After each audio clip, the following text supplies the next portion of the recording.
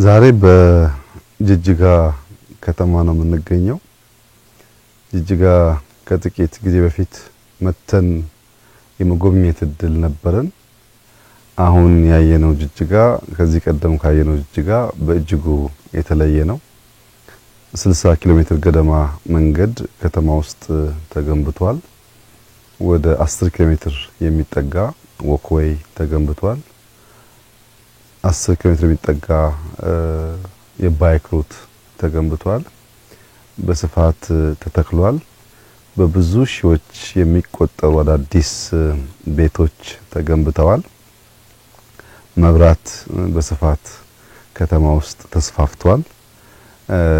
ዛሬ ፕሬዝዳንቱ እንደነገረኝ ሪፖርት ባለፉት ጥቂት ዓመታት የጅጅጋ የመብራት ኮንሰምፕሽን 4 እጥፍ አድጓል። እና በመብራት በመንገድ በወክዌይ ባይክ ሩት በሃውሲንግ በብዙ ሺዎች ነው የተገነባው። እንዳያችሁ ከተማ በጣም ተሻሽሏል፣ አድጓል። የኮሪደር ዴቨሎፕመንት ያልነው ስራ በመፍጠር የጭስ አልባውን ኢንዱስትሪ በማነቃቃት የሰዎችን ያኗኗር ዘይቤ በማሻሻል እየተጫወተ ያለው ሚና በጣም ከፍተኛ ነው። ጅጅጋ ላይ ያየነው ለውጥ በአዲስ አበባ ከምናቀው ለውጥ በምስራቁ የሀገራችን ክፍል ምናልባት በጣም ትልቁ ከተማና ትልቁ ስራ ሊሆን ይችላል። ይሄ በጣም ተስፋ ሰጪ ነገር ነው። የከተማ የማስዋብ ስራ መገንዘብ የሚያስፈልገው በሚቀጥሉት 15-20 ዓመታት ማክሲመም አብዛኛው የማህበረሰብ የመኖሪያ ስፍራ ከተማ ይሆናል። ከተማን ስናዘምን ለልጆቻችን የሚመች የሚመጥን ሀገር እየሰራን ነው ማለት ነው። ከተማን በፕላን በእቅድ ካልሰራን ደግሞ በአንድ አካባቢ በጥግጊት የሚኖርበት ገሃነም ሊሆን ይችላል። ብዙ ጊዜ እቅድ የሌለው ከተሜነት አስፋፋ ስርዓታችን ከመጠጥ ውሃ ጋር፣ ከመብራት ጋር፣ ከመንገድ ጋር፣ ከሽንት ቤት ጋር ያለው ችግር ይታወቃል። ከተሞቻችን ካልጠፋ ቦታ በወግና በቅጡ በፕላን ባለመገንባታቸው በብዙ ቦታ የችግር መንስኤ ሲሆን ይታያል። ከተሜነት የሚያስፈልገው ለተሳለጠ ሰርቪስ ነው። በቅርበት ሁሉ ነገር በምቾት ለማግኘት ነው። የልጆች ትምህርት ቤት፣ የጤና ተቋማት፣ ሌሎች የመንግስት ሰርቪሶች፣ መብራት፣ መንገድ ለማግኘት ነው እንጂ የተጨናነቀ ኑሮ ለመኖር አይደለም። በዚህም ምክንያት ጅጅጋ ላይ የተሰራው ስራ፣ ሐረር ላይ፣ ድሬዳዋ ላይ የተሰራው ስራ በምስራቁ ክፍል የሚያመላክተው ምንድነው? ሰዎች ወደ አንድ ከተማ ብቻ ከመጉረፍ በየአካባቢያቸው የነሱን ባህል፣ የነሱን ታሪክ፣ የነሱን መልክ፣ የነሱን ጂኦግራፊ አቀማመጥ፣ የነሱ መልክዓ ምድራዊ ሁኔታዎች ከግምት ያስገባ የከተማ አመሰራረት ዘዴ ከተከተል ሰዎች በየአካባቢያቸው ስለሚኖሩ አንድ ከተማ ላይ መሰብሰብ ባህሪ ይቀንሳል። እና ከተማን ስናዘምን የምንሰራው ነገ የልጆቻችንን መኖሪያ ነው። ታዲያ እንደዚህ ያለውን ድንቅ ስራ ለምንድነው አንዳንዶች የማይቀበሉት? በተለይ ራቅ ካሉ አካባቢዎች ያልን እንደሆነ በቃ ለአፍሪካ ለኢትዮጵያ ያ የጨቀየው ያላማረው ነገር በቂ ነው ብሎ የሚያስቡ ሀገራት፣ ግለሰቦች፣ ቡድኖች ብዙ ጊዜ በደስታ ያዩት። አንደኛ እነሱም ለጥያቄ እየመጣባቸው ነው። እንኳን እናንተ አፍሪካ እንዲያደረገ ነውና ለምን አትሰሩ የሚባል ጥያቄ አለ። በሌላ መንገድ ደግሞ ለኛ በቂ ነው ብሎ የማሰብ ችግር አለ። ለእንደዚህ አይነቱ ጆሮ ውስጥ አያስፈልግም። ለኛ የወጀንን የሚያስፈልገን የሚጠቅመንን እኛንም እናቀው የወጀንን የሚያስፈልገንን ከኛ ላይ ለዜጎቻችን የሚያስብ ከኛ ላይ ለሀገራችን የሚቆጭ ከኛ ላይ የኛን ልማት የሚያስብ ኃይል አለ ብሎ መጠበቅ የዋህነት ነው።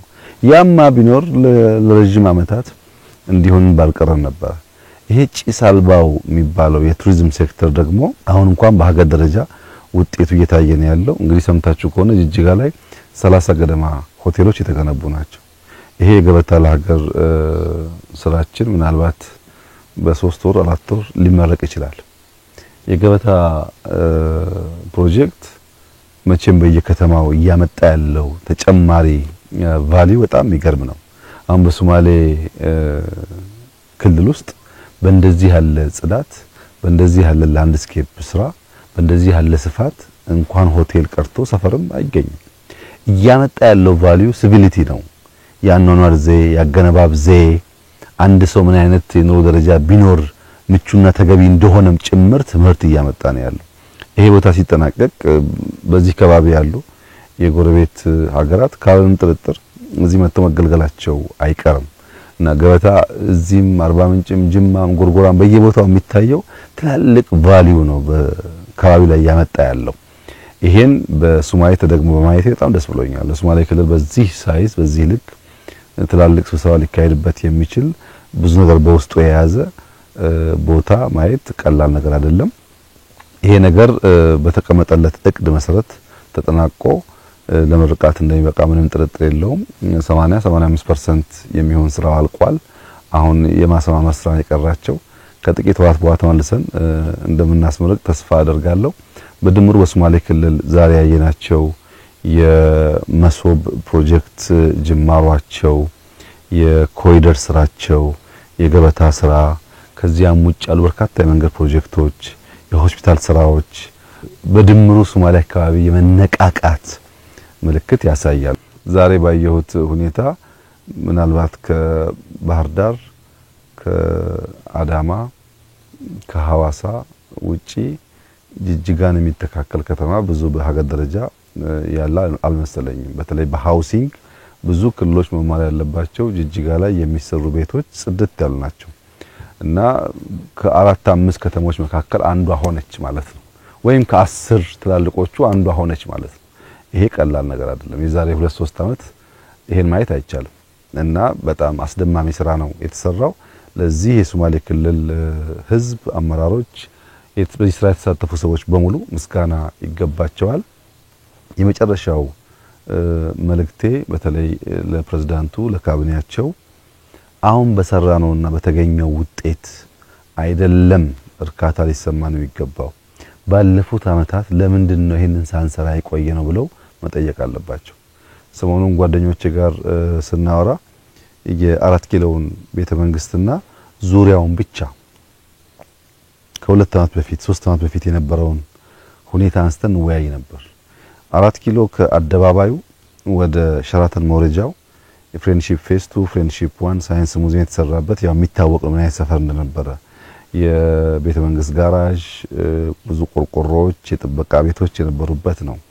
ከግቢ ገብርኤል ጀምሮ ደግሞ ጓሮውን ሲኬድ በጣም የሚያስፈራ የሚባል ሰፈር ነው። ለኑሮ ፍጹም ያልተመቸ ከፍተኛ የደህንነት መገለጫ የሆነ ሰፈር ነው። አዋሬ በተጋጋሚ ስናፈርስ ታውቃላችሁ የሚመስለውን ነገር። አዋሬ ደግሞ በጣም የሚያሳዝን ሰፈር ነው።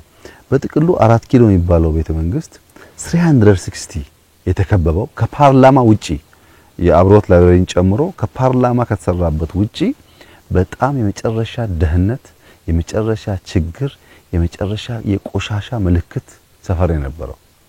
እንዴት ነው 360 ዲግሪ በቆሻሻና በደህንነት ተከበን እዛ ግቢ ውስጥ ተቀምጠን አገር እየሰራን ነው ብለን የምናስበው የሚል ጥያቄ ያስነሳል።